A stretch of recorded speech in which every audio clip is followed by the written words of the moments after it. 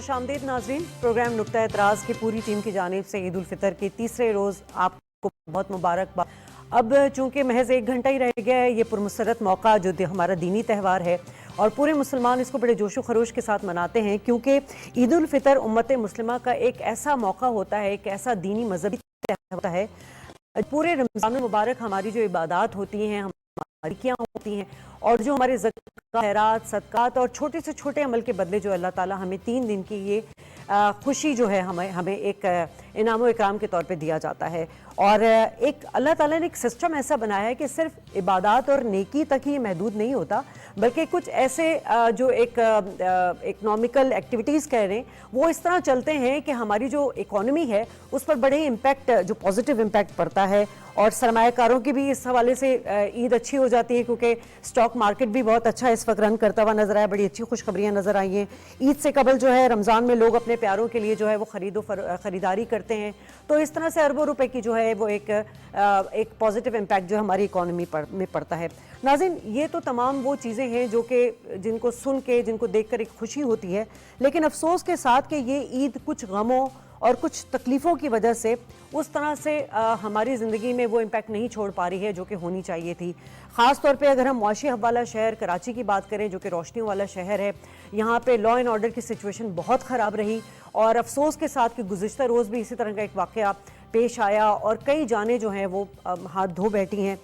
تو سوال یہاں یہی کریں گے آج کہ کیوں کراچی میں لا اینڈ آرڈر کی سچویشن سنبھل نہیں پا رہی، اور ایسے کون سے اقدامات لینے چاہیے جس کے یہ جو ہے صورتحال بہتر ہو. ساتھ ساتھ ہم بات کریں گے غزہ کی، فلسطینیوں کی. ان کو ہم کبھی نہیں بھولے، ان کے لیے ہر وقت دعا گو رہتے ہیں اور ہر وہ کوشش کرنے کا ارادہ رکھتے ہیں جس سے ہمارے جو فلسطینی بہن بھائی ہیں ان کے کچھ غموں کا ادراک ہو جائے.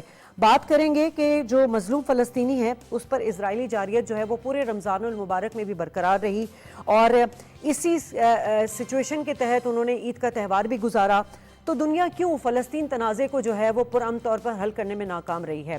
معزز پینل کا تعارف کرا دوں. اسٹوڈیو میں میرے ساتھ موجود ہیں آغا مسعود حسین صاحب، سابق اینکر بھی رہ چکے ہیں، صحافی بھی ہیں، کالم نگار بھی ہیں. بہت شکریہ سر آپ کا. احمد چنائے صاحب، ویل نون پرسنالٹی، بہت ساری چیزوں میں، ایکٹیویٹیز میں انوالو بھی رہتے ہیں، لیکن آج ہم نے ان کو زحمت دی ہے کیونکہ لا اینڈ آرڈر کی بات کر رہے ہیں، تو سابق رہ چکے ہیں چیف CPLC کے. بہت شکریہ آپ تشریف لائے. رضوان جعفر صاحب، آپ ان کو ہر جگہ دیکھتے بھی رہتے ہوں گے اور ماشاءاللہ میرا خیال ہے 20 سال تو ہو گئے ہیں آپ کو بھی. 20 سال ہو گئے ہیں انہوں نے میڈیا کو جو ہے کیپچر کیا ہوا ہے. ویل نون پرسنالٹی ہیں، آپ کو بھی ویلکم. سب سے پہلے تو آپ لوگوں کو عید مبارک. آپ کو بھی بہت بہت عید مبارک. اور یقیناً جو ٹاپک ہم بعد میں ڈسکس کریں گے وہ تھوڑا سیریس نوٹ پر ہوں گے، لیکن میں چاہ رہی ہوں ایک لائٹر نوٹ پہ جو ہم ڈسکشن کا آغاز کریں. تو آغا صاحب، چونکہ ماشاءاللہ آپ ہم سے تو بہت بڑے ہیں، ہم بھی بڑے ہو گئے عمر میں، لیکن آپ ہم سے بڑے ہیں، تو کیا نظر ماشاءاللہ اللہ آپ کو اور زندگی دے، کیا لگتا ہے آپ کو پہلی کی عید بہت اچھی تھی یا اب آپ کو عید اچھی لگتی ہے؟ کیا ڈفرینس ہے؟ میں تو سب سے بڑی بات ہے کہ آپ کا شکریہ ادا کرتا ہوں کہ آپ نے مجھے موقع دیا کہ میں اس موضوع پر اپنے خیالات کا اظہار کر سکوں. دیکھیے، ایکچولی اس وقت عید جو ہے نا وہ انفلیشن کی وجہ سے لوگوں میں مایوسی پھیلی ہے. لوگ گئے شاپنگ کرنے گئے، اور یہ ہے کہ دکاندار سے انہوں نے باقاعدہ اس چیزیں کم کرانے کی کوشش کی، نہیں ہو سکی. تو انفلیشن کی وجہ سے، اور انفلیشن کے علاوہ فوڈ انفلیشن، اس کی وجہ سے جو ہے عید کی جو خوشیاں تھیں نا وہ نہیں ہوئی. میں ایک عالم دین سے ملا تھا گزشتہ ہفتے، تو وہ مجھ سے کہہ رہے تھے کہ اس دفعہ جو رمضان آئے تھے اس میں وہ خوشیاں نہیں تھیں جو پہلے دیکھنے آتی ہیں. تو میں یہ سمجھ رہا ہوں کہ لیکن اس کے باوجود بھی ہم نے طارق روڈ کا تھوڑا سا جائزہ لیا، تو ہم نے دیکھا کہ خاصا گہم بھی تھی، لیکن وہ بائنگ پاور کم ہو گئی، لیکن لوگوں نے خریدا، دین کے بدلے ایک چیز خریدی. ہاں، خریدی ضرور ہے. میں نے یہ بتایا نا کہ پرچیزنگ پاور نہیں ہے. جب پرچیزنگ پاور نہیں ہے تو چیزیں کیسے خریدیں گے؟ لیکن ایک بات بتا دوں کہ چاند رات کے وقت جو ہے خوشی کے جو چہرے پہ خوشیاں تھیں. ایمانداری کی بات بتا رہا ہوں. ٹھیک ہے، they could buy their choice commodity, لیکن یہ کہ وہ لوگ خوش تھے.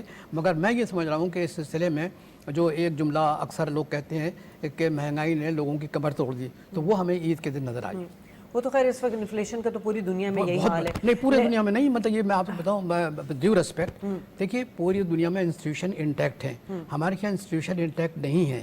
دیکھیے، اچھا، میرا سوال تو آغا صاحب وہی رہ گیا. میں آپ سے پوچھ رہی ہوں کہ آپ کی وہ جو جوانی کی یا بچپن کی عید تھی اور آج کی عید میں خوشیوں میں تو فرق ہے، آف کورس آپ نے تھوڑا سا سم اپ کیا چیزوں کو، لیکن اس وقت تو میرا خیال ہے، مجھے تو پتہ نہیں اس وقت کیا اس زمانے میں پیسوں کی کرنسی کی ویلیو کیا تھی، لیکن میرا خیال ہے کچھ 54-58 میں بھی بہت ساری دیکھیے وہاں 1 روپیہ 2 روپیہ اگر ہمیں مل جاتے تھے تو ہم بہت خوش ہوتے تھے. عیدی کتنی ملتی تھی 2 روپے 2 روپے عیدی ملتی تو ہم بہت خوش ہوتے تھے. اور کیا کچھ کرتے تھے؟ مطلب جاتے تھے دوستوں کے جاتے تھے، چاکلیٹ خریدتے تھے، بیٹھ جاتے تھے. دیکھیے بات ہے اس زمانے میں بڑی آسانی تھی. دوسری بات سادگی بہت تھی، کسی قسم کا کمپٹیشن نہیں تھا. تو جو نوجوان تھے، جیسے ہم جیسے نوجوان تھے نا، وہ اسی پہ بڑے خوش ہوتے تھے. پھر یہ کہ یونیورسٹی کے دوست آ جاتے تھے، مل کے بات کرتے تھے. تو میں یہ سمجھ رہا ہوں کہ وہ زمانہ جو تھا سادگی کا تھا، خوشی کا زمانہ تھا، ٹینشن نہیں تھی، لوگ ایک دوسرے سے ملتے تھے، رشتہ داریاں جو تھیں مضبوط تھیں، انٹیکٹ تھیں. اب یہ ہر چیز جو ہے معدوم ہو گئی ہے. آپ یہ لفظ میٹریلسٹک بھی ہو گئی ہے، میٹریلسٹک بھی ہو گئی اس نے بھی خوشیوں کو نا ہمارے معدوم کر دیا. ٹھیک ہے احمد صاحب، ماشاءاللہ آپ کو تو ہم اگر میں گنوانا تو 1 گھنٹہ ہی پورا نکل جائے گا. آپ کے اتنے کام رہے رمضان المبارک میں، ویلفیئر کا آپ نے بہت کام کیا، فی سبیل اللہ بہت سارے کام کیا آپ نے، اور ساتھ ساتھ جو پاکستان اسٹاک ایکسچینج کو جو آپ اوپر لے کے جا رہے ہیں، ڈائریکٹر ہو گئے آپ. تو کیسی گزری آپ کا پورا رمضان المبارک، کیسا گزرا، عید کیسی گزری؟ اب میں یہ نہیں پوچھوں گی کیونکہ شاید ہم آگے پیچھے ایج میں ہوں گے کہ آپ بچپن میں کیسے، پھر مجھے اپنا بھی بتانا پڑے گا. تو کیسا گزرا آپ کا سب کچھ؟ بسم اللہ الرحمن الرحیم. بہت بہت شکریہ تمام سننے والوں کو بھی عید مبارک. اور میں یہ سمجھتا ہوں کہ یہ آخری گھنٹہ عید کا چھٹیوں کا رہی ہے. دیکھیں بات یہ ہے کہ یہ رمضان ذرا ٹف رمضان تھے اس سینس میں کہ جو جیسا آغا صاحب نے بتایا کہ انفلیشن جو ہے وہ کافی زیادہ تھی اور لوگ پریشان تھے کہ کس طرح گزارے. لیکن پازیٹیو سائڈ یہ ہے کہ اس دفعہ لوگوں نے بڑی فیاضی کے ساتھ دوسروں کی مدد بھی کی ہے، چاہے وہ روزمرہ کی راشن کی امداد میں ہو، چاہے وہ اور بڑی امداد میں ہو. اور میں یہ سمجھتا ہوں کہ اس کی سب سے بڑی وجہ یہ ہے کہ دیکھیں ہم اکنامی کو بڑی کوستے رہتے ہیں کہ ہماری اکنامی خراب ہو گئی ہے، ہماری اکنامی جو ہے وہ رائٹ ٹریک پہ نہیں ہے، بلا بلا بہت ساری چیزیں تھیں. لیکن میں یہ سمجھتا ہوں کہ پچھلے دنوں چاہے وہ 16 مہینے کی پی ڈی ایم گورنمنٹ ہو، چاہے وہ کیئر گورنمنٹ ہو، اور اب جو گورنمنٹ آئی ہے، انہوں نے کریکٹیو میجرز شروع کیے. اور میں یہ نہیں کہتا کہ کسی ایک پرٹیکولر گورنمنٹ کی اس میں ناکامی تھی، یہ سکسیسو گورنمنٹس کی ناکامی تھی پچھلے 20-25 سال میں. اور اس کے بعد پھر جب ہوش آیا تو پانی سر کے اوپر آ چکا تھا اور کوئی راستہ نہیں تھا. وہ شعر اسی پر ہے نا، وقت کرتا ہے پرورش برسوں ہاتھ سے ایک دم نہیں ہوتا. تو یہ 20-25 سال کا ہم نتیجہ بھگت رہے ہیں. بالکل. تو اس میں جو ہے وہ کریکٹیو میجرز شروع ہو گئے ہیں. اس کے بعد میں سمجھتا ہوں کہ اکنامی جو ہے وہ رائٹ ٹریک پر آ رہی ہے. اسٹاک ایکسچینج کی آپ بات کر لیں، it takes time. Stock exchange کی آپ بات کر لیں تو اسٹاک ایکسچینج شاید اس وقت جب ہمارے ورسٹ کنڈیشن سے تو 40,000 پوائنٹ کے لگ بھگ تھا، آج وہ 70,000 پوائنٹ کے لگ بھگ ہے. تو اتنا بڑا، سوری میں انٹرپٹ کری، اور اس کی بہت بڑی وجہ یہ جو سیاسی استحکام آیا ہے. دیکھیں لوگوں میں اعتماد، سیاسی استحکام بھی ہے. لوگوں کو یہ ہو گیا کہ پاکستان ڈیفالٹ کرنے نہیں جا رہا. اور جو ہمارا پی ریشو تھا وہ بہت کم تھا، 3-4 کے قریب ہوور اراؤنڈ کر رہا تھا، جو کہ آئیڈیلی 8 ہونا چاہیے، اور دنیا میں تو 12-13 ہے. تو ہمارے پاس بڑی گنجائش تھی. اور لوگوں کا جو ہے وہ رجحان اس لیے نہیں تھا کہ پتہ نہیں اس میں انویسٹمنٹ کریں گے تو ہم نیچے چلے جائیں گے، ہمارا نقصان ہو جائے گا، بلا بلا بہت ساری چیزیں تھیں. لیکن میرا خیال ہے کہ ٹائملی میجرز نے ساری چیزوں کو غلط پروف کر دیا اور ہم رائٹ ٹریک پہ چلے گئے. یہ جو رمضان ہے پرٹیکولرلی، میں تو یہ کہتا ہوں کہ جو آلریڈی انڈسٹریز چل رہی تھی، بڑی انڈسٹریز چل رہی تھی کہ جنہوں نے پیچھے بھی سبسڈی سے فائدہ اٹھایا، آج بھی وہ فائدہ اٹھا رہے ہیں، ان کا ایک بڑا خاص کلاؤڈ بن گیا تھا. اور اس کلاؤڈ میں جو ریونیو جنریشن تھا وہ بہت زیادہ تھا. تو اب یہ کہنا کہ پاکستان میں بائنگ پاور ختم ہو گئی تھی، میں اس بات کو مکمل طور پہ نہیں مانتا. کہ پاکستان میں آپ کو بھی پتہ ہے، مجھے بھی پتہ ہے کہ پاکستان میں 2 طرح کی اکنامیز آج بھی چل رہی ہیں. ہم شاید آج بھی 60-70% وائٹ اکنامی پہ ہیں اور 30-40% ہم گرے اکنامی پہ ہیں.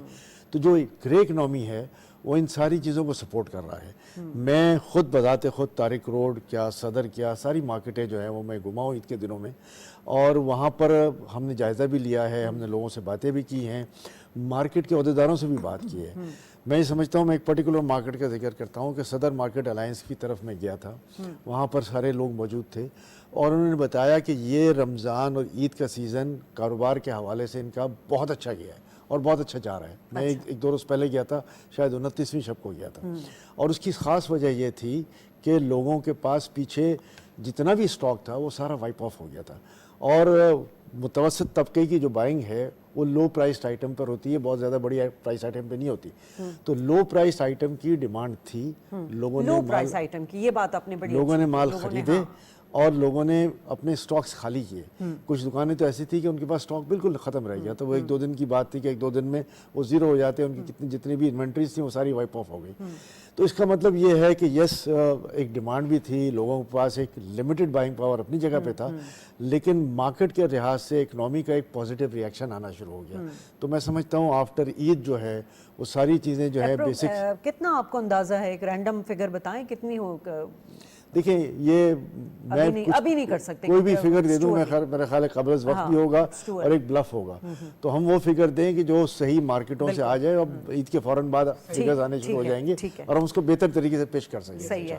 رضوان, میرا آپ کا ساتھ بہت پرانا ہے, تو یہ آپ یہ بتائیں کہ جوان رہنے کی کیا آپ کے پاس کوئی کیا فارمولا ہے ایسا کہ ہمارے ناظرین کو بھی بتائیں؟ 20 سال سے آپ کو میں ایسی اسکرین پہ دیکھ. بات یہ ہے کہ I am the founder of youth parliament, تو میں نوجوانوں کے ساتھ رہتا ہوں.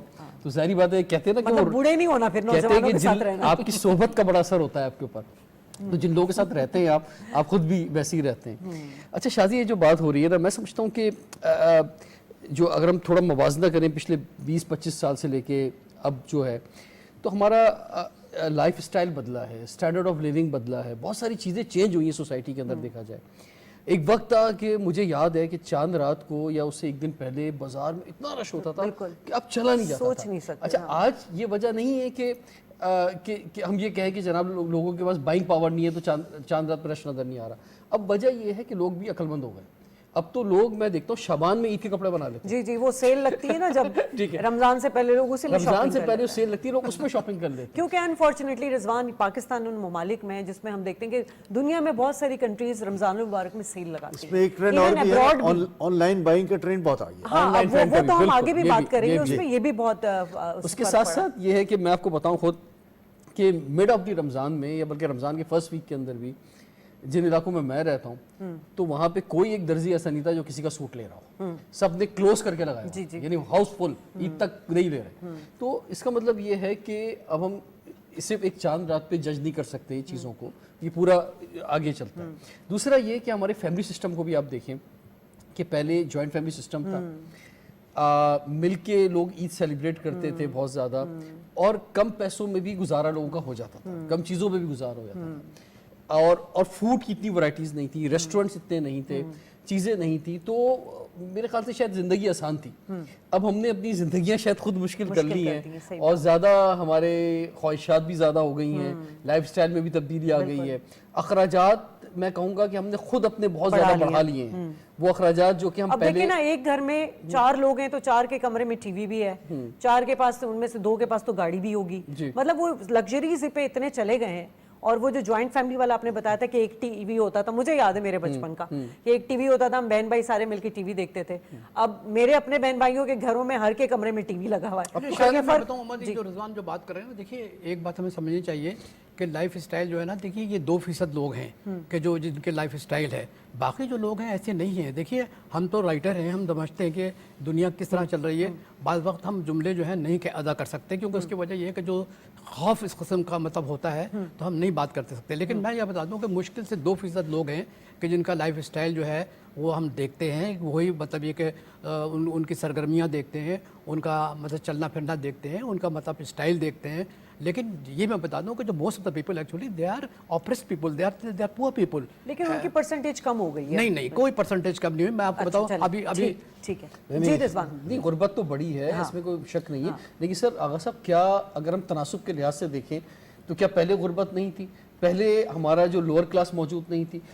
میرا کہنے کا مقصد یہ کہ لوگ چادر کے اندر رہ کے گزارا کر لیتے تھے, چاہے وہ کسی بھی کلاس سے, چاہے مڈل کلاس ہو, اپر کلاس ہو, لوور کلاس ہو. ابھی ہمارا مسئلہ یہ ہے کہ ہم نے اپنے اخراجات جو ہیں, ایک میں سمپل آپ کو مثال دیتا ہوں, آپ ایک سروے کریں ذرا اسکولوں کا خالی, اور آپ دیکھیں ہمارے جو بڑے اسکول ہیں اس میں میں نے ایک دفعہ کیا ہے, میں اسکولوں کا نام نہیں لینا چاہوں گا, جو ٹاپ اسکول ہیں کراچی کے, میں نے ایک دفعہ سروے کروایا ایسے کوئی 4-5 سال پہلے ایک شو کے سلسلے میں.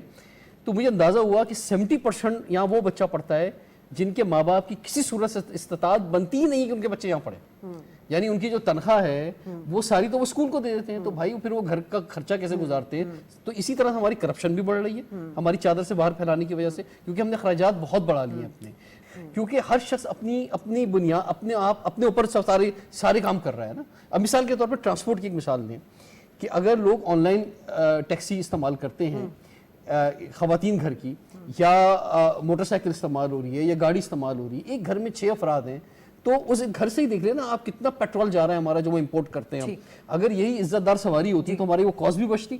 اسی طرح ہیلتھ دیکھ لیں, ایجوکیشن دیکھ لیں, سیکیورٹی دیکھ لیں, پانی دیکھ لیں, ہر چیز کے اندر جو ہے نا وہ اخراجات خود لوگ کر رہے ہیں. گورنمنٹ ٹرانسپورٹیشن پہ کام کر رہی ہے, بہرحال ہو جانا چاہیے تھا پہلے. اچھا احمد جنید صاحب, یہ پورا رمضان جو ایک چیز نوٹس کی گئی ہے کہ بڑا, ویسے بھی پاکستان چیریٹی کرنے والا سب سے بڑے مطلب آگے جو ممالک ہیں ان میں ٹاپ پر ہے. کراچی سب سے بڑا شہر ہے جو چیریٹی سب سے زیادہ کرتا ہے.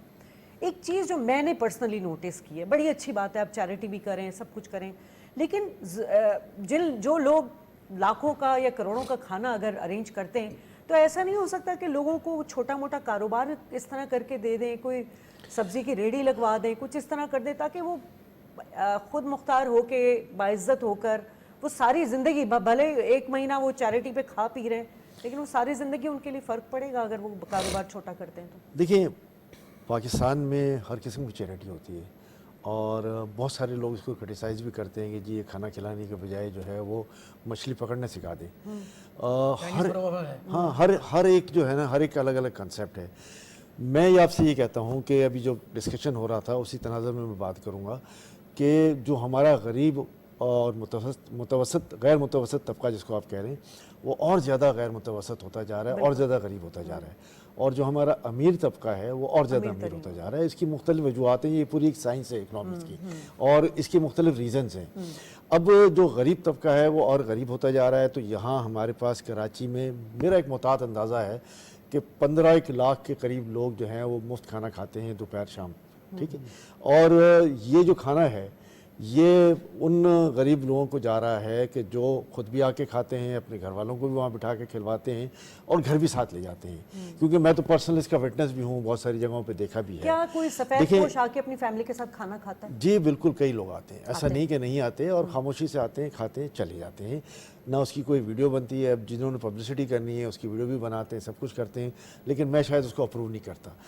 دیکھیں اب میرے پاس یہ سوال آتا ہے کہ یار اگر چلیں ان کو کھانا نہیں دیتے, ان کو کوئی روزگار دے دیتے ہیں, تو پھر یہ کھائیں گے کہاں سے, پھر یہ آگے کیسے بڑھیں گے. یہ بہت سارے متنازع سوالات ہیں, اس کی ایک کمپریہنسو پلاننگ کی ضرورت ہے, اس کے بغیر یہ کام نہیں ہو سکتا. ہمارے پاس ہوا یہ ہے کہ اکنامی جو ہے, میں جب انفلیشن آیا, میں اب کاروباری پوائنٹ آف ویو سے بات کر رہا ہوں, جب انفلیشن آیا ہمارے جو انفراسٹرکچر چارجز ہیں وہ بڑھنے شروع ہو گئے, گیس, بجلی, پانی, فلاں فلاں فلاں, وہ 3 گنا ہو گئے پچھلے 2 سال کے اندر. تو ہمارے لیے وائبلٹی نہیں رہی کہ جی ہم 100% پروڈکشن پہ مال بنائیں گے. اچھا, ہمارے لیے یہ بھی وائبلٹی نہیں رہی کہ جی ہم آگے کیسے سروائیو کریں. اس میں ہوا یہ ہے کہ سب نے اپنی پروڈکشنز ڈاؤن کی ہیں اور چیزوں کی قیمتیں اور بڑھا دی ہیں. تو اس کی وجہ سے یہ ہوا ہے کہ ان کا کاروبار چل پڑا, ان کی ایک وائبلٹی آ گئی. لیکن دوسری طرف ہم یہ کہتے ہیں کہ بائنگ پاور نہیں ہے, تو کم پروڈکشن میں بائنگ پاور پھر پورا ہو جاتا ہے. گو کہ نفع جو ہے وہ پر یونٹ تو کم ہو گیا, لیکن اوورآل نفع بڑھ گیا کہ جی پرائسز بڑھ گئے. اور اس کے بعد جو ہے وہ پروڈکشن کی بات کریں جی, تو اس کے بعد جو سب سے بڑا امپیکٹ وہ یہ آ گیا کہ جو بڑے تھے اور جنہوں نے اپنا کاروبار جاری رکھا, ان کو جو ہے وہ بہت زیادہ جو ہے وہ اچھا ویلیو ریئلائزیشن ہوا, گین ہوا. اس کے بعد ہونا یہ چاہیے تھا کہ اس میں وہ ایکسپینشن کرتے, 100% پروڈکشن کرتے, آگے بڑھتے, لوگوں کو نوکریاں دیتے, لیکن انہوں نے اس کے بجائے پیسوں کو الگ رکھنا مناسب سمجھا اور اس کی ایکسپینشن نہیں کی. تو دوسری طرف ظاہر ہے جب کام نہیں ملے گا تو بے روزگاری بڑھے گی اور کھانے والے کے افراد جو ہے وہ زیادہ ہو جائیں گے. تو اب یہ ایک ایسی سچویشن ہے کہ جس کا ایک ہولسٹک ویو لینا چاہیے, ہم کھڑے کھڑے یہ کام نہیں کر سکتے. میرا یہ خیال ہے کہ میں اس فلسفی کا حامی ضرور ہوں کہ جی ان کو مچھلی پکڑنا سکھائیں, نہ کہ مچھلی کھانا سکھائیں, لیکن پھر مچھلی کھانے کا مناسب انتظام بھی تو ہونا چاہیے. اور جس کے لیے اگر یہ کار خیر کی آرگنائزیشن یہ کام کر رہی ہیں تو میں سمجھتا ہوں کہ وہ بھی اکنامی میں اپنا ڈیو رول ادا کر رہی ہیں, لیکن پھر ساتھ ساتھ ان کو یہ مرحلہ بھی آنا چاہیے کہ لوگ جو ہیں وہ کام کی طرف بھی جائیں, وہ صرف کھانے نہ آئیں. اچھا, اس کا اگر میں جواب دینا چاہوں آپ کے سوال کا, کیونکہ میں نے اس پر کئی پروگرامز کیے ہیں اور یہ سوال میں نے تمام ہی اداروں سے اٹھایا ہے اور کئی بار اٹھایا ہے, اس عید پر بھی اٹھایا اتفاق سے. میں خود ذاتی طور پہ اس نتیجے پہ پہنچا ہوں, احمد چنائے صاحب بالکل صحیح فرما رہے ہیں کہ دیکھیں پر کیپٹل انکم کیا ہے ہمارے ملک کے اندر. اگر ہم کمپیریزن کرتے ہیں, یعنی ہم جو پورے سال کماتے ہیں, ہم ترقی یافتہ ممالک سے کے موازنہ کریں تو وہ ان کی 1 مہینے سے بھی کم ہے ہمارا پر کیپٹل انکم. تو جب ہم نے اپنی یعنی ہم تنخواہیں کیا دے رہے ہیں لوگوں کو, کیونکہ ہماری اکانومی کا سائز چھوٹا ہے نا. جس اکانومی کا سائز چھوٹا ہوتا ہے وہاں پہ آپ 25,000 30,000 40,000 45,000 روپے دے رہے ہیں. اب اس میں وہ کرایہ بھی دے گا, بجلی کا بل بھی دے گا, گیس کا بل بھی دے گا, پانی کا انتظام پینے کا خود کرے گا, صحت تعلیم سب چیزیں کرے گا. تو اب یہ جو فوڈ ہے بیسیکلی بنیادی طور پہ, ایک تو جن اداروں پہ تنقید کی جاتی ہے وہ اس کا جواب یہ دیتے ہیں کہ بھائی ٹھیک ہے ہم کھانا کھلا رہے ہیں نا, ویسے تو وہ ادارے اب روزگار کے لیے بھی کام کر رہے ہیں بہت سارے ادارے, لیکن وہ یہ کہہ رہے ہیں کہ کوئی دوسرا کھڑا ہو جائے وہ روزگار دینا شروع کر دے, تیسرا کھڑا ہو جائے تعلیم دینا شروع کر دے. یعنی جو سارے وہ جو بات کی نا ہمیں سب نے کمپریہنسو قسم کی پالیسی ہونی چاہیے. اصل میں یہ جو بیگرز اور یہ جو کرمنلز ہیں عید تو انہیں کی ہوئی ہے, ان کے پاس بہت پیسے ہونے کی ضرورت نہیں ہے. تو سفید پوش لوگ جو ہیں نا وہی یہاں پہ کھانا کھا رہے ہیں اور ایون گھر بھی لے جا رہے ہیں. تو ان کا ایک وقت کا, کیونکہ کھانے کی کاسٹ بھی بہت ہو گئی ہے, خوراک کا اگر آپ کاسٹ دیکھیں تو ان کے اگر پر ڈے اگر وہ 1,000 روپے بھی بچا رہے ہیں یا 500-600 روپے بھی بچا رہے ہیں تو وہ کسی اور پروڈکٹیو جگہ ان کے گھر میں لگ رہے ہیں. اچھا آغا صاحب, اب اگر ہم اس کا تھوڑا سا وہ سم اپ کریں چیزوں کو, جو ڈسکشن جہاں جا رہی ہے ہماری, کہ ہم جن چیزوں پہ گورنمنٹ کو گڈ گورننس پہ فوکس کرنا تھا, عوام کی سہولیات یا ریلیف کے لیے فوکس کرنا تھا, وہ جو جتنا عرصہ تھا وہ یہ سیاسی ہلچل میں ہی چلا گیا. کوئی بھی کمپریہنسو پروڈکٹیو قسم کی جو ہے وہ پالیسی نہیں آئی, اور اگر آئی تو ایک گورنمنٹ کرتی تھی, دوسری گورنمنٹ آ کے اس کو ریووک کر دیتی تھی. اب مسئلہ صرف یہی ہے, دیکھیں حکومت دنیا میں ہم دیکھتے ہیں کہ اقتدار آتے جاتے رہتے ہیں, اس طرح کی جو پالیسیز ہوتی ہیں وہ مطلب لانگ ٹرم کے لیے ہوتی ہیں. اب ہمارے ہاں یقیناً شہباز شریف پرائم منسٹر صاحب جو ہیں عوام کے ریلیف کے لیے کام بھی کریں, مگر یہ اتنی جلدی کچھ بھی نہیں ہونے والا ہے. اس کے لیے تقریباً 5-10 سال کا ٹائم چاہیے, وہ بھی اس کنسسٹنسی کے ساتھ چلے تو, اور اگر کوئی سیاسی ہلچل ہوئی تو پھر وہی ہو جائے گا جو پہلے ہوا. دیکھیے شاذیہ, آپ کا ایک بہت زبردست سوال آپ نے کیا. دیکھیے ایک ہوتا ہے سسٹینیبل اکنامک ڈیولپمنٹ. ہمارے یہاں سسٹینیبل اکنامک ڈیولپمنٹ اس لیے نہیں ہو سکا کہ پالیسیز جو تھی نا وہ کنٹینیو نہیں تھی. دنیا بھر کے ممالک میں دیکھ لیں آپ, چلیے ہمارے پڑوسی ملک میں دیکھ لیجیے, نام نہیں لینا چاہتا اس وقت, ہمارے پڑوسی ملک میں دیکھیے کہ حکومتیں آتی ہیں چلی جاتی ہیں, ہے نا, لیکن ان کی جو اکنامک پالیسی ہے اور ان کی جو ڈیفنس پالیسی ہے اور ان کی سوشل پالیسی ہے وہ جاری رہتی ہے. یہی وجہ ہے کہ وہاں پر جو اکنامک گروتھ ہے وہ بہت اچھا ہے. ہمارے یہاں کیا اکنامک گروتھ, ابھی ورلڈ بینک کی جو رپورٹ آئی ہے اس میں سے مشکل سے پاکستان کی اکنامک گروتھ 2% ہے, IMF نے کہا 1%. تو میں یہ عرض کر رہا ہوں کہ اس 2% 1%, اور رضوان جعفر نے بالکل صحیح کہا کہ اکنامی کا سائز جو ہے نا بہت چھوٹا ہے. جب اکنامی کا سائز بہت چھوٹا ہے تو معاف کیجیے پر کیپٹا انکم بھی چھوٹی ہے. اور یہ میں آپ سے عرض کرنا چاہتا ہوں کہ دیکھیے ہمارے جو انٹرپرینور ہیں وہ ایکچولی, میں نہیں چاہتا کہ کوئی ایسی بات کروں کہ جس سے کسی کی دل آزاری ہو, لیکن ہمارے یہاں جو گڈ گورننس ہے نا وہ اس کی کوئی کنسیپٹ نہیں ہے کہ گڈ گورننس کیا ہے. مثال کے طور پر یہ ہے کہ آپ نے ایک اچھا تصور پیش کیا گورننس کا, معلوم ہوا کہ آپ کے بعد جو دوسرا آیا اس نے اس کو ختم کر دیا. ہماری یہاں جو عداوتیں ہیں, جو سیاسی عداوتیں ہیں, اس کی وجہ سے جو ہے بڑا نقصان ہوا اس ملک کو. اور یہ جو ہے نا یہ بات ہو سکتا ہے کہ کسی کو پسند نہ آئے, لیکن میں سمجھتا ہوں کہ اب بھی ہمارا وقت ہے کہ ہم لوگ مل جل کر, مطلب یہ کہ کم از کم ایک ایسی اکنامک پالیسی بنائیں کہ جس کے اندر مطلب یہ کہ وہ ایک سسٹین کر سکے اور ایک کنٹینیوس پالیسی ہو. اگر تسلسل کے ساتھ اکنامک پالیسی نہیں بنے گی تو آپ یقین مانیے کہ ہم اسی طریقے سے IMF کے چکر میں پڑے رہیں گے, اسی میں ورلڈ بینک میں پڑیں گے. یہ کشکول گدائی جو ہے نا اس کو ہمیں توڑنا پڑے گا. اور یہ سب کون توڑے گا, اس میں دیکھیے کانسٹیٹیوشنلی پاکستان کو رول کرنے کا حق تو سیاستدانوں کو ہے, تو یہ سیاستدانوں کی ذمہ داری ہے کہ وہ کون سی پالیسی. لیکن احمد صاحب, شہباز شریف جب اپوزیشن لیڈر تھے تب بھی وہ چارٹر آف اکانومی کی بات کرتے تھے, مطلب اس وقت بھی انہوں نے سب کو کہا, ویلکم کیا کہ چلیں بیٹھیں ٹیبل ٹاک کریں, ملک کی معیشت کو تو سنبھالیں, سیاست تو ہوتی رہے گی, اقتدار بھی آتا جاتا رہے گا. لیکن وہ بڑا, اگر اس وقت ہم اپوزیشن لیڈر جب تھے اور وہ PTI کی اس وقت گورنمنٹ تھی, اگر اس وقت سے ان سب چیزوں پہ کام ہو جاتا تو اس وقت حالات کچھ مختلف ہوتے معاشی لحاظ سے. دیکھیے بالکل صحیح بات ہے, یہ تو صرف شہباز شریف نہیں, پیچھے بھی خان صاحب تھے, پھر یہ نواز شریف صاحب تھے, پیچھے اپنا یوسف رضا گیلانی صاحب وغیرہ خان صاحب تو کسی معاملے پہ آ کے بیٹھ کے بات نہیں کرنا چاہتے تھے. ان سب نے جو ہے وہ بیٹھ کے اس پہ بات کرنی تھی. چلیں اگر کل نہیں ہوا تو آج کر لیں نا, کریں نا, اچھی بات ہے. اور یہ اس لیے ضروری, ان کو آفر دی گئی ہے لیکن وہ میں نہ مانوں کہ پالیسی پہ دیکھیں یہ سارے اور اس سیاسی سے ملک کو بہت نقصان ہوا. سارے سیاسی لیڈروں کو یہ سوچنا پڑے گا کہ جی بیٹھیں ٹیبل کے اوپر, ایک میثاق جمہوریت جیسے بنائی ویسے میثاق معیشت بنائیں, اور اس میثاق معیشت پر ایک گائیڈ لائن دے دیں. دیکھیں اب ہم IMF کے انڈر میں آ چکے ہیں, ہمارے پاس ساری چیزوں کے SOPs آ گئے ہیں, اسی لائنز پہ جو ہے اگر آپ یہ بنا لیں تو میں سمجھتا ہوں کہ وہ دن دور نہیں ہے کہ ہم بالکل صحیح ٹریک پہ چلے جائیں. آج پاکستان میں جو کچھ ہو رہا ہے मैं समझता हूँ पाकिस्तान की कोई 70 साल 75 साल तारीख में ये कभी नहीं हुआ कि हमने जो है वो लेट्स से SIFC का एक कॉन्सेप्ट लेकर आए और उसके तहत बहुत बड़ी इन्वेस्टमेंट जो है वो पाकिस्तान में आ रही है। It's just matter of time कि ये सारी चीज़ें जो हैं वो रिकनसाइल कर जाएं, हमारे IMF के एग्रीमेंट्स हो जाते हैं, हमारी SIFC की जो फंडिंग नहीं कहूँगा, इन्वेस्टमेंट जो हैं वो पाकिस्तान में आ जाएं, तो पाकिस्तान में एक बहुत बड़ा पैराडाइम शिफ्ट आ जाएगा, बहुत बड़ा पैराडाइम चेंज आ जाएगा। IMF की जो पॉलिसीज होती हैं, देखिए वो बड़ी मतलब ये प्रैग्मेटिक पॉलिसीज हैं, आप उसमें रिफॉर्म्स लाने के लिए तैयार नहीं हैं। आप मुझे आप देखिए स्ट्रक्चर रिफॉर्म्स ना IMF को हटा दें, पाकिस्तान की अपनी मैशत के लिए बहुत फायदेमंद है। 23 साल से है ना 19 मरतबा हम IMF के पास गए, पैसा आया ना, कहाँ गया वो पैसा? मैं ये अर्ज करता हूँ जब तक कि आप अपने रिफॉर्म्स नहीं लाएंगे, देखिए सारे वर्ल्ड बैंक ले लीजिए, है ना, हर एक शो कहता है कि अपनी इकोनॉमिक पॉलिसी में रिफॉर्म्स लेकर आए, कहाँ गए वो पैसा? तो रिफॉर्म्स लाए ही नहीं। IMF की जो भी कंडीशनैलिटी है, उसमें सबसे अहम बात ये है कि वो डोनर एजेंसी है, वो लोन देती है, तो कोई भी आप किसी से भी कर्जा लेंगे तो ये इंश्योर करेगा कि आप कर्जा वापस कर पाएंगे या नहीं कर पाएंगे, और उसके लिए वो पॉलिसीज जो हैं वो इम्प्लीमेंट होंगी। ठीक है रिजवान, आपने बड़ा एक कैंपेन चलाई मेड इन पाकिस्तान वाली, क्योंकि हम अनफॉर्चुनेटली वो कहते हैं ना हमारी इम्पोर्ट बेस इकोनॉमी है और हम इसे एक्सपोर्ट बेस इकोनॉमी बनाना चाहते हैं।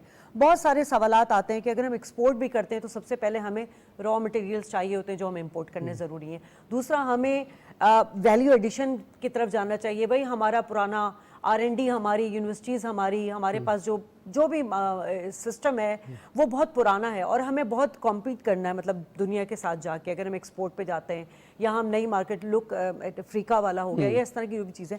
अब सवाल यहाँ ये है कि इसको कामयाब करने के लिए आपने बड़ा पॉजिटिव रोल अदा किया, एक काविश आपकी ये भी थी, उसका क्या आपको इम्पैक्ट मिला? देखिए, मैं कोई 5 साल तक इस पर मेहनत करता रहा, सोचता रहा कि इकॉनमी का हल है क्या, और बहुत लोगों से मिला, बहुत इंटरव्यूज़ किए लोगों के।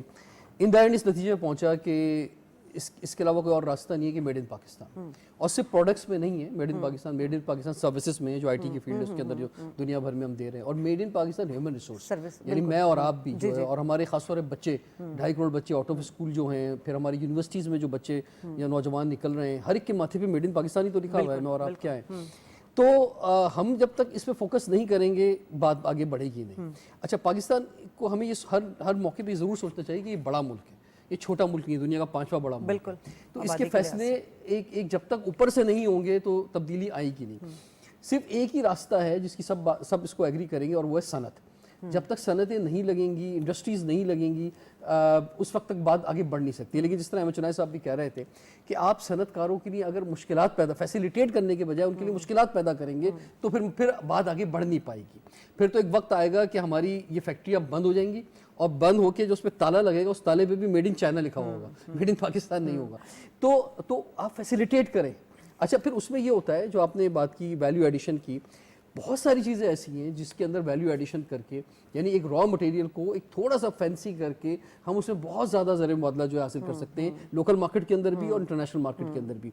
इसी तरह से दूसरी बात यह है कि कुछ चीज़ें जिनमें हम बहुत बेहतर हुआ करते थे, यानी हमारी टेक्सटाइल के अंदर बहुत बेहतर थे, सर्जिकल आइटम्स के अंदर बहुत बेहतर हैं, स्पोर्ट्स गुड्स के अंदर बहुत बेहतर है। हमारे पास तकरीबन 20-25 एरियाज़ हैं जहाँ हम किसी हद तक आज भी बेहतर हैं। तो जिन जगहों पर हम बेहतर हैं वहाँ पे उनको और बेहतर किया जा सकता है। ऐसा नहीं होना चाहिए। मिसाल के तौर पे मैं आपको बताऊं, मैं अभी अमेरिका जब गया और यूरोप गया, और हमने वहाँ पे भी ये बात की मेड इन पाकिस्तान की, बहुत सारे जो इन्वेस्टर्स हैं उन्होंने कहा कि जनाब हम कई बार पाकिस्तान गए कि वहाँ पे इंडस्ट्री डालें, लेकिन सबसे बड़ा जो हमें मसला नज़र आता है, क्योंकि देखिए जो लोग 20-25 साल अमेरिका में, यूरोप में रहे हैं ना, उनकी आदतें ख़राब हो जाती हैं, वो फिर रिश्वत देने के कायल होते हैं। और यहाँ सिस्टम तो वो कहते हैं यार हमारी यानी यहाँ आदतें ठीक है, वहाँ आदतें ख़राब है, कहते हैं यार हमारी आदतें ख़राब हो गई हैं। लेकिन आगा साहब, अब ये जो SIFC जो वन विंडो ऑपरेशन है, ये इसी का एक हल निकाला गया, और सबसे बड़ा जो एड्रेस किया गया, और सबसे अच्छा ये कि एक अच्छा जस्टर भी गया कि हमारी अस्करी क़यादत, हमारी हुकूमत, हमारे जितने भी इस्टेब्लिशमेंट के लोग हैं, ये इस पे मुत्तफ़िक हैं कि जी वो जो सिस्टम में ख़राबियाँ, स्पेशली ब्यूरोक्रेसी की, जिसमें फ़ाइलें इधर से उधर और रिश्वत का ये जो निज़ाम होता था, इसको एड्रेस किया जा रहा है इसी विंडो के। देखिए, मैं आपकी खिदमत अर्ज़ करूँ, देखिए मैं माफ़ी चाहता हूँ, मैं एक जुमला कह रहा हूँ तो आप इससे नाराज़ मत होइएगा। आप हर जवाब में नाराज़ी करते हैं वैसे। आप हमसे ज़्यादा चीज़ों को समझती हैं। देखिए, ये जो फैसिलिटेशन काउंसिल है ना, कोई नई बात नहीं है। वन विंडो ऑपरेशन हम तकरीबन कोई 25 साल से, मैं तो एक्सपोर्ट पे एक मैगजीन निकाल रहा हूँ, اور گزشتہ سالوں میں 9 سال سے 10 سال سے آپ کے ایکسپورٹ پہ کوئی اضافہ نہیں ہوا. اور جو ابھی رضوان نے PSW کا ادارہ بھی بنا ابھی رضوان جو بات کرے تھے نا, اور آپ نے بھی کہی, دیکھیے ویلیو ایڈیشن مثلا دھاگے کی بھی لے لیجیے نا, دھاگا آپ جو ہے نا آج بھی آپ وہ مطلب یہ کہ جاپان کو بیچ رہے ہیں, چائنا کو بیچ رہے ہیں, اسی دھاگے کو آپ ویلیو ایڈیشن میں تبدیل کر سکتے ہیں, نہیں کرتے. تو میں صرف آپ سے کرنا چاہتا ہوں کہ دیکھیے آپ جب ایکسپورٹ بڑھانا چاہتے ہیں یا آپ نے ون ونڈو آپریشن کرنا چاہتے ہیں تو اس کا پریکٹیکل دیکھنا چاہیے. آپ کے جو کمرشل کونسلرس ہیں, سنیے, جو کمرشل کونسلرز ہیں ان کا کیا کام ہے, they want to argument increase the export of Pakistan ہے نا to different countries of the world. لیکن وہ جو کمرشل کونسلر ہیں وہ کوئی کام نہیں کرتے, وہ اپنا کام کرتے ہیں ہے نا, اور اپنے رشتہ داروں کا دوستوں کا کام کرتے ہیں. یہی وجہ ہے کہ پاکستان کا ایکسپورٹ آج 8 سال سے 9 سال سے بالکل نہیں بڑھ رہا. تو اگر آپ کا کمرشل کونسلر مساق معیشت کے حوالے سے جو آپ بات کر رہی تھی نا, ایک ویری کوئک بات آپ کی ایڈ کر رہا ہوں میں آغا صاحب, کہ دیکھیں سب سے امپورٹنٹ بات یہ آنی چاہیے کہ انسٹیٹیوشنز کو آزاد کریں. یہ سیاسی بالادستی سے اور میری پسند کا چیئرمین لگ جائے اور میری پسند کے سارے لوگ لگ جائیں اور سارا نظام آ جائے, اس سے جب تک ہم آزاد نہیں ہوں گے اور میرٹ پر نیچے لوگ نہیں ہوں گے تو اس وقت تک ترقی نہیں. دیکھیے یہ تو تم نے جو بات کی نا آپ نے دریا کو کوزے میں سما دیا. میں صرف آخری جملہ کہوں گا. دیکھیے میں عرض یہ کر رہا ہوں کہ پاکستان کا جو بنیادی مسئلہ ہے کہ ون ونڈو آپریشن تو پہلے بھی ہو رہا تھا, تو ون ونڈو آپریشن پہ دیکھیے امپلیمنٹیشن نہیں ہوتا. اگر امپلیمنٹیشن جو ابھی رضوان بات کر رہے تھے نا, آپ ایک فیکٹری لگانا چاہیں تو آپ کو کتنے مطلب یہ کہ اس سے گزرنا پڑے گا, کتنے مطلب راستوں سے گزرنا پڑے گا, ہر راستے پہ رکاوٹ ہے. تو میں سمجھتا ہوں کہ دس از دا ہائی ٹائم, اور صحیح کہہ رہے ہیں چنائے صاحب کہ اب تو موقع ہے. احمد صاحب بات وہی آ جاتی ہے کہ ہمیں لا اینڈ آرڈر جب تک ہمارا بہتر نہیں ہوگا. SIFC کا کام شروع ہوا تو بلوچستان میں دیکھیں ہمارا کیا سچویشن خراب ہوئی, یا over all law and order کی سچویشن خراب ہوئی. پھر کراچی اکانومی ہب ہے, یہاں پہ جس طرح سے 59 ابھی تک دیکھیے 2024 سے لے کے اب تک, جو شروع سے اب تک قتل کیا جا چکا ہے شہریوں کو. یہ کیوں ہو رہا ہے؟ کیا اس مطلب 80s میں دیکھیں تو ہم نے دیکھا تھا وہ افغان پالیسی آ گئی تھی اور ڈرگ اصلاح کا ایک تحفہ مل گیا تھا, وہ تمام چیزیں تھیں, اس وقت لا اینڈ آرڈر خراب ہوا. اب اس طرح یہ صورتحال کیوں نہیں کنٹرول میں آتی کراچی کی اسپیشلی؟ دیکھیے میں 2 باتیں کہوں گا. ایک پہلے آپ کے سوال کا جواب بعد میں, پہلے جو ہم انڈسٹریز کی بات کر رہے تھے, پاکستان میں 2 مثالیں ایسی موجود ہیں. ایک سندر زون ہے ہمارا انڈسٹریل پنجاب میں, اور ایک قائد اعظم انڈسٹریل پارک ہے پنجاب میں. یہ دونوں زون ایسے ہیں کہ جس میں آج بھی اگر انڈسٹریلسٹ چاہے باہر سے تو آ کر اطمینان سے زمین لے اور انڈسٹری لگائے. اس کی شرط یہی ہے کہ 1-2 سال کے اندر جو ہے وہ اس کی فیکٹری شروع ہو جانی چاہیے. وہاں لینڈ کی جو ہے وہ اونرشپ نہیں ہوگی, یا لینڈ کی جو ہے وہ مینیپولیشن نہیں ہوگی پرائس کی. تو یہ سب سے اچھا فیکٹر ہے جو لوگوں کو پتہ ہونا چاہیے. دوسرا, ہم کراچی کے حوالے سے جب ہم بات کرتے ہیں لا اینڈ آرڈر سچویشن کی, دیکھیں کراچی میں لا اینڈ آرڈر سچویشن صرف اور صرف اسٹریٹ کرائم کے حوالے سے خراب ہے, اور اس میں جو ہے وہ ایک میں سمجھتا ہوں کہ ہولسٹک اپروچ کی ضرورت ہے. ہم نے پہلے اس کے بیک گراؤنڈ میں جانا ہے. ہمارے نوجوان آتا ہے, لوٹتا ہے اور مزاحمت پہ فائر کر کے چلا جاتا ہے اور ایک قیمتی جان ضائع کر دیتا ہے. اس کی وجہ کیا ہے؟ اس کی وجہ یہ ہے کہ وہ ڈرگ ایڈکٹ ہے, اور وہ ڈرگ لے کر آتا ہے, اور کہیں بھی خدا نخواستہ یہ سمجھتا ہے کہ مجھ پہ حملہ ہو رہا ہے تو وہ سامنے حملہ کر دیتا ہے اور ہماری قیمتی جان ضائع چلی جاتی ہے. ایک تو بیسک ریزن یہ. دوسرا بیسک ریزن یہ ہے, میں سمجھتا ہوں کہ ہمارے یہاں سزا اور جزا کا کانسیپٹ نہیں ہے, اور نہ وہ پکڑا جاتا ہے نہ اس کو سزا ملتی ہے. اگر پکڑا بھی جاتا ہے تو پھر یہ ہوتا ہے کہ عدم ثبوت کی بنا پہ بری ہو جاتا ہے اور سزا اس کو ضمانتیں آسانی سے ہو جاتی ہیں. اس کا راستہ کیا ہے؟ اس کا راستہ, جب کراچی شہر کو انہوں نے ڈیجیٹلائز کرنے کی بات کی, ای پولیسنگ کی بات کی, ساتھ میں سیف سٹی پروجیکٹ کی بات کی, تو یہ ساری چیزیں 10 سال سے ہم سن رہے ہیں اور 10 سال سے اس پہ کوئی کام نہیں ہو رہا. اگر چلے کام ہو بھی رہا ہو, مجھے کچھ دوست کہتے ہیں کہ بڑا کام ہو گیا ہے, لیکن کب شروع ہوگا؟ پھر اس میں ایک خاص بات جو میں نے ہمیشہ کہی ہے اور آج بھی میں کہتا ہوں کہ وہ صرف سیف سٹی پروجیکٹ یہ نہیں ہے کہ جی آپ نے ڈیجیٹلائز کر لیا اور آپ واردات ہوتے ہوئے دیکھ رہے ہیں. واردات ہوتے ہوئے دیکھنے کے ساتھ ساتھ آپ کے رسپانس یونٹس بھی ہونے چاہیے کہ رسپانس یونٹس جو ہیں وہ فوری طور پر اس جگہ پہ پہنچیں واردات ہوتے ہوئے اور ان کو موقع پہ گرفتار کریں یا ان کا پیچھا کر کے ان کو گرفتار کیا جائے. جب تک اس کو یہ خوف نہیں ہوگا کہ میں پکڑا جاؤں گا, وہ یہ وارداتیں کرتا رہے گا اور کراچی شہر پھر جو ہے وہ اسی طرح کے عذاب کا شکار. تو رضوان, آپ نے بھی اس پہ بڑے پروگرام کیے اور ہم تقریباً بہت عرصے سے, دہائیوں سے دیکھ رہے ہیں کہ کراچی کا امن و امان بگڑتا ہی چلا جا رہا ہے.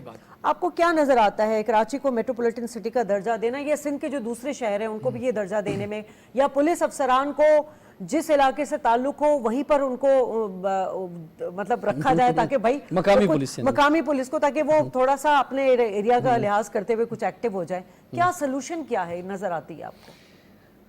سب سے پہلے تو میں کہنا چاہوں گا کہ میری نظر میں تو صرف دو ہی طرح کی قوم ہوتی ہے یا دو ہی طرح کے لوگ ہوتے ہیں, ایک ظالم اور ایک مظلوم. اب جو لٹ رہا ہے یا جس کے گھر لاش جا رہی ہے اس وجہ سے وہ مظلوم ہے, اور جو مار رہا ہے اور جو لوٹنے آیا ہے وہ ظالم ہے. کیوں سر ایسا ہی ہے؟ اب بات یہ ہے کہ میں ہوں, آپ ہیں, یا گورنمنٹ ہے یا پولیس ڈپارٹمنٹ ہے. اب یہ بتائیں کس کے ساتھ کھڑا ہوا ہے؟ سوال صرف اتنا ہے میرا, یہ ظالم کے ساتھ کھڑا ہوا ہے یا مظلوم کے ساتھ کھڑا ہوا ہے؟ اچھا, اس کا جواب کون دے گا؟ اس کا جواب مظلوم دے گا. اس کے گھر میں جا کے پوچھیں وہ کیا کہہ رہا ہے کہ جناب میرے ساتھ کون کھڑا ہوا ہے. تو میں نے ابھی پچھلے ہفتے میں سندھ گورنمنٹ کو مشورہ دیا کہ آپ کم سے کم مظلوم کے ساتھ کھڑے ہوئے تو نظر آئیں بھائی. ٹھیک ہے, آپ کسی کے گھر اگر یہ واقعہ ہوتا ہے تو وہاں پہنچے, تو اس کو فیل تو ہو کہ کوئی ریاست ہے جو ماں کا رول ادا کرتی ہے, کوئی ہے جو پوچھنے والا ہے, کوئی دیکھنے والا ہے. یہ تو پہلا سٹیپ ہے نا. اس کے بعد دیکھیں جو احمد چنائی صاحب نے بات کی, میں اس کو ریپیٹ نہیں کروں گا, تو اس نے یہ بات تو ایڈ کر لیں جو انہوں نے 2-3 باتیں کی. اس کے علاوہ انٹیلیجنس نیٹ ورک جو ہمارا انٹیلیجنس نیٹ ورک ہے, میں سمجھتا ہوں بہت بہترین ہے, اس میں کوئی شک کی بات نہیں ہے, لیکن وہ الٹی گنگا بہہ رہا ہے. یعنی وہ لوگوں کو پکڑنے کے بجائے اپنے مفادات کے لیے جو ہے نا وہ کام کر رہا ہے. اور تو وہ انٹیلیجنس نیٹ ورک اگر صحیح طرح استعمال ہو جائے, اور دیکھیں انہیں سب معلوم ہے کہ کہاں سے اسلحہ آ رہا ہے, کہاں سے اسلحہ کرائے پہ مل رہا ہے, کہاں پہ ڈرگ بیچی جا رہی ہے, کہاں سے ڈرگ جو ہے مل رہی ہے, کون سے ادارے اس کے اندر ملوث ہیں. تو الٹا ان سے بھتہ لینے کے بجائے ان کو پکڑنے کا کام اگر شروع کیا جائے تو چیزیں ٹھیک ہو جائیں. یہی تو لاقانونیت ہے جس نے مجرم کو جو ہے اتنا حوصلہ دیا ہوا ہے. دیکھیں پچھلے دنوں قانون آیا کہ 90 دن تک کسٹڈی میں رکھا جائے گا احمد چنائی صاحب, جس کو گرفتار کریں گے. میں یہ کہتا ہوں کہ ایک یہ سیدھا اب دیکھیں, اب تو سندھ دیکھیں یہ وفاقی حکومت تو پھر بھی ہلتی جلتی رہتی ہے نا. سندھ گورنمنٹ تو بڑی پکی آتی ہے نا, 15 سال بھی تھی پہلے, ابھی 5 سال پکی آئی ہے. تو جناب اب کس بات کا ڈر ہے؟ آپ قانون لے کر آئیں کہ جو بھی اسٹریٹ کرمنلز پکڑے جائیں گے وہ پہلی بات تو 90 دن تک تو پہلے وہ کسٹڈی کے اندر ہوں گے. ٹھیک ہے, 90 دن کا تو پہلے انہیں خوف لے کر آئے اس کے اندر. اس کے بعد یعنی یہ دیکھیں قوانین میں تھوڑی رد و بدل کر کے چیزوں کو بہتر کر کے اگر آپ کی ول ہے تو یہ ٹھیک ہو سکتا ہے. اور میں آپ کو بتاؤں کہ اگر یہ فوکس کر کے اس پہ کام کیا جائے, 15 سال سے سندھ گورنمنٹ یہاں پر ہے, 3 کروڑ سے زائد کی آبادی ہے, اس میں 8000 کچی آبادیاں ہیں جس میں 60 لاکھ جو ہے وہ رجسٹرڈ ہیں, 25 لاکھوں کو جو لوگ ہیں جو کہ دوسرے ملک سے ہیں ان کا ڈیٹا ہی نہیں ہے. اس میں کتنی دیر لگتی ہے؟ ڈیجیٹلائزیشن کا دور ہے. انٹیلیجنس نیٹ ورک کی بات ہوئی, دیکھیں میں نے بھی بڑا کام کیا ہے اور میں اس کا فرم بلیور ہوں کہ ہمارا انٹیلیجنس نیٹ ورک میں جو سب سے بڑی بات ہے وہ یہ ہے کہ علاقے کے تھانے دار کو یہ ضرور پتا ہے کہ اس کے علاقے میں کہاں کرنل رہتا ہے, کہاں وارداتیں کرتے ہیں اور کیسے کرتے ہیں. اور میں ہمیشہ اس بات کو سٹریس کرتا ہوں کہ اکاؤنٹیبل آپ تھانے دار کو رکھیں, نہ کہ اسپیشلائز یونٹس کو. بالکل ایسا ہی ہے, اس لیے کہ اسپیشلائز یونٹ جب اپنی ذمہ داری 200-250 کا اسپیشلائز یونٹ, چلے اب ہم تھوڑا سا کروڑ کی عوام کو کیسے مینج کریں؟ تھوڑا سا ایک سوال ان کی بات کو میں آگے سر, ابھی ہمارے 2 ٹاپک ہے, ٹائم کم ہے ہمارے پاس. ایک منٹ کہوں گا, اتنی عمدہ انہوں نے بات کہی. دیکھیے میں بتاؤں جسٹس اکنامک جو سسٹم ہے ہمارا پاکستان کا, سندھ کا, اتنا کمزور ہے کہ جس کی وجہ سے یہ چھوٹ جاتے ہیں اور اس کے بعد پھر دوبارہ سر اب غزہ پر آ جاتے ہیں. مطلب عید کے بغیر ہماری تو ایک عید بہت افسردہ عید گزری ہے ہماری, اور عید الفطر پہ بھی مظلوم فلسطینیوں پر اسرائیلی جارحیت جاری رہی. کیوں اقوام عالم کو یا یونائٹڈ نیشن میں بھی ایک سلامتی کونسل میں ریزولوشن ہوئی, ہم نے دیکھا سارا کچھ ہے, کیوں اس کو اکتوبر سے اب تک یہ وقت آ گیا ہے, یہ کنٹرول میں کیوں نہیں آ رہا؟ اس مطلب پوری دنیا کیوں خاموش ہے؟ دیکھیے جو سب سے بڑی بات ہے, جو ہم نے کالم پڑھے ہیں ان لوگوں کے جو نیو یارک ٹائم میں لکھتے ہیں, لیمون میں لکھتے ہیں, وہ یہ کہتے ہیں کہ جو آپ کا اقوام متحدہ ہے وہ کمزور ہو گیا ہے, اس کی جو افیکٹونیس ہے وہ کمزور ہو گئی ہے. اگر یہ افیکٹنیس زیادہ ہوتی تو آج یہ صورتحال نہیں ہوتی. دیکھیے اب مجھے بتائیے کہ خود سیکرٹری جنرل ایک ڈیلیگیشن لے کے جا رہے ہیں جناب رفح پہ, اور کہہ رہے ہیں کہ صاحب کی بمباری ختم کرنی ہے.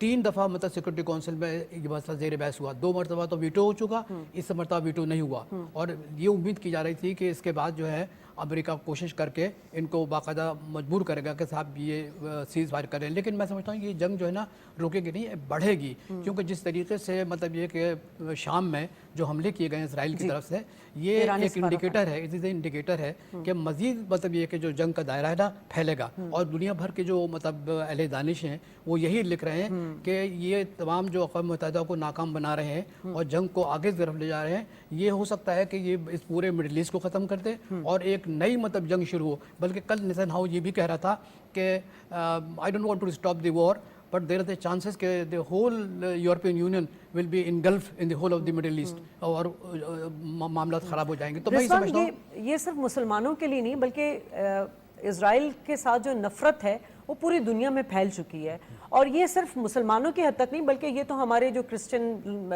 लोग हैं या और दूसरे मज़ाहिब के लोग हैं, ये तो वहाँ तक स्प्रेड करेगी चीज़ें, ये तो पूरी दुनिया के लिए ख़तरा है. नहीं, जुल्म तो फिर जुल्म है, और जुल्म तो दुनिया को नज़र आ रहा है. और मैं आपको एक और चीज़ बताऊं कि आपने खुद भी देखा होगा कि मुस्लिम ममालिक में इतना प्रोटेस्ट नहीं हुआ जितना गैर मुस्लिम ममालिक में हुआ है. सही बात है. जितना यूरोप में हुआ है, अमेरिका में प्रोटेस्ट हुआ है, और हमने देखा खुद इसराइल के अंदर. बिल्कुल खुद इसराइल के अंदर. तो अब पाकिस्तान के अंदर बात यह है कि ज़रूरत इस बात की है, ज़ायनिस्ट बहुत ज़्यादा वो जी, है, जी, exactly. मतलब सख्त शिद्दत पसंद है. मस्जिद अक्सा को तोड़ रहे हैं ये लोग. जी, बिल्कुल.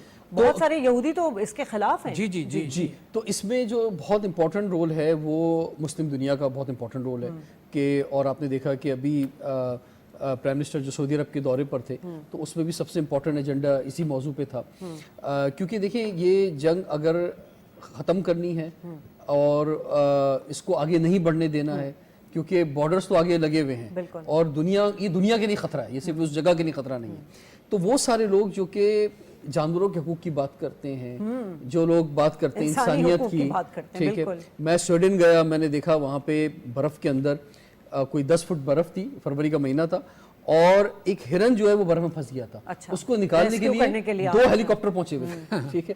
तो जब आप इतना एहसास इस तरह से करते हैं, और जिस तरह से हम राइट्स देखते हैं अमेरिका के अंदर जानवरों के और एयरलाइन के अंदर चीज़ों के, तो क्या ये जो इंसान है ये आपको नज़र नहीं आ रहे?